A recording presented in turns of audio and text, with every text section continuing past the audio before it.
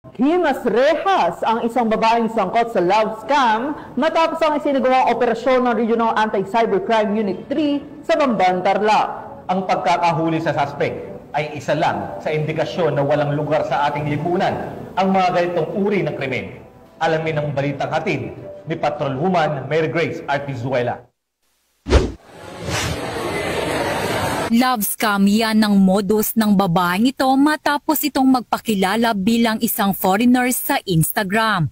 Dito na nagsimulang magpadala ng pera at mga regalo ang biktima. Wala itong kaalam-alam na ang itinuring nitong online boyfriend at si alias Sandy na matalik daw umanong kaibigan ng kanyang boyfriend ay iisa lang pala. Dito na nagsagawa ng entrapment operation ang mga tauhan ng Regional Anti-Cybercrime Unit 3 sa loob ng isang fast food sa Bamban, Tarlac, kung saan nagkita ang biktima at ang nagpapanggap na boyfriend nito. Kinilala ang suspect bilang si alias Liam Luca, 20 anyos, na nasasangkot ngayon sa reklamong grave coercion at swindling estafa. Kasalukuyang nakapit ito sa Bamban Municipal Police Station para sa dokumentasyon at agarang disposisyon ng kaso.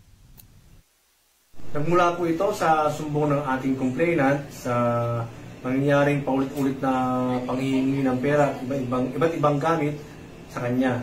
So, nagkasa po ng entrapment operation ang Regional Anti-Cybercrime Unit 3. So, sa pagkakatungan dahilan ng pagkakadakip ng ating suspect sa Bamban, Tarlac. So, pinapatunayan lang nito na tuloy-tuloy ang pagtatrabaho ng ating kapulisan dahil sa bagong Pilipinas, gusto ng pulis, bigtas ka.